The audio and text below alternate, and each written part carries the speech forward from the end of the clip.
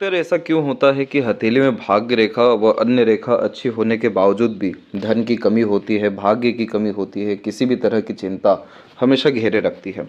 तो उसी के बारे में इस हथेली में बतलाया जाएगा। तो यहाँ पर आप सर्वप्रथम यह देख सकते हैं कि इनकी भाग्य रेखा कितनी ज़्यादा सुगम है। चंद्र के क्षेत्र से मजबूती से निकलते हुए शनि के क्षेत्र तक पूर्ण रूप से पहुंची है।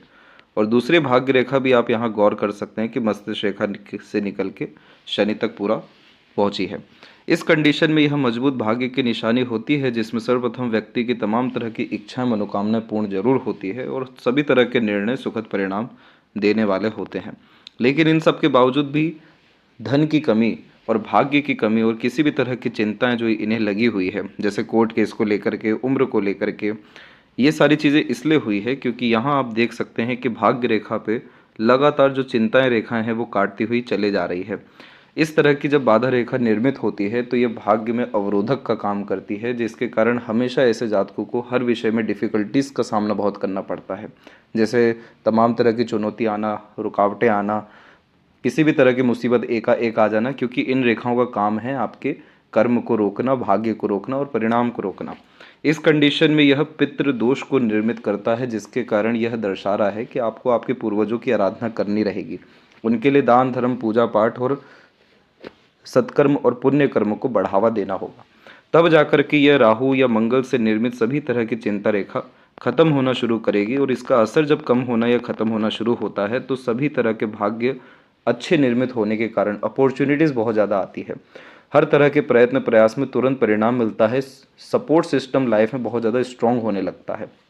साथ ही साथ जो भी अपॉर्चुनिटी आती है उसका प्रॉपर यूटिलाइजेशन होता है, और ये कॉम्बिनेशन फिर धन हानि, स्वास्थ्य हानि, कोर्ट केसेस, ऐसी सारी चीज़ों में या फिर आपको कर्ज जैसी चीज़ों में भी लेकर के नहीं जाएगा।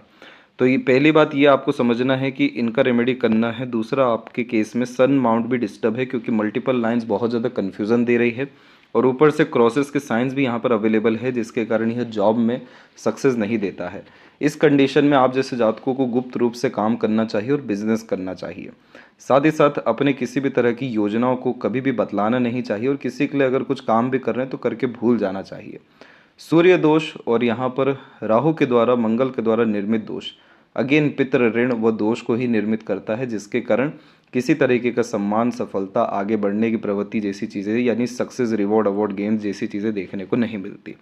तो ये कॉम्बिनेशन बहुत सारे लोगों के हाथ में देखने को मिल रहा है, सूर्य पे क्रॉस का कॉम्बिनेशन। तो इसमें सबसे पहले अपना विज़न ही क्लियर करना चाहिए, long term gains and benefit की तरफ जाना चाहिए, और लगातार अपने से बड़ों का सम्मान करने के अतिरिक्त गुप्त रूप से कार्य करते रहना चाहिए। साथ ही जो उपाय हैं वो भी आपको भेजे जाएंगे, जिससे आपके सूर्य का बल बढ़ेगा, और सूर्य है सफलता का कारक।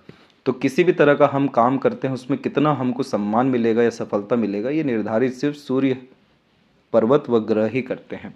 तो जब यहाँ की स्थिति अच्छी होगी तो आपकी लाइफ में इन्वेस्टमेंट भी होगा, पैसों की किसी तरह की कमी देखने को नहीं मिलेगी, और लगातार वेल्थ क्रिएट होता हुआ भी देखने को मिल जाएगा। क्योंकि यहाँ पर आप देख सकते हैं कि मरकरी लाइन काफ़ी स्ट्रॉन्ग कंडीशन में है, जो मनी ट्रायंगल का कॉम्बिनेशन लेकर के बैठी हुई है, जो साफ रूप से दर्शा रही है कि बिजनेस से, इंडिपेंडेंट वर्क से और जन्म स्थान से दूर जाकर के आपकी बहुत ज़्यादा समृद्धि व तरक्की लिखी हुई है। लेकिन वही अगर आप जन्म स्थान पर रह गए या इंडिपेंडेंट वर्क नहीं किया, रिस्क लाइफ में नहीं लिया, तो इन सब रेखाओं का कोई भी लाभ आपको देखने नहीं मिलेगा। प्रॉपर फिश सिंबल का कॉम्बिनेशन ऐसे ही नहीं बना है चंद्रमा के क्षेत्र के द्वारा। ये दर्शा रहा है कि जन्म स्थान से दूर जाकर के रसना बसना, सफल होना, और अपने कुल और समाज में सबसे ऊपर आप जैसे जातकों को जाते हुए देखने को मिलता है।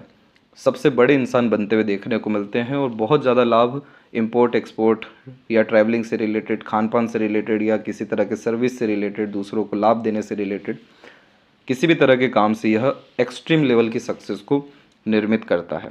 अब यहाँ पर जो डर, भय, चिंता आ रही है, क्योंकि ये राहु रेखाएं लक लाइन और माइंड लाइन दोनों को क्रॉस कर रही हैं लगातार, इसी कारण से ये कोर्ट केस लगने जैसे योगों को निर्मित कर रहा है।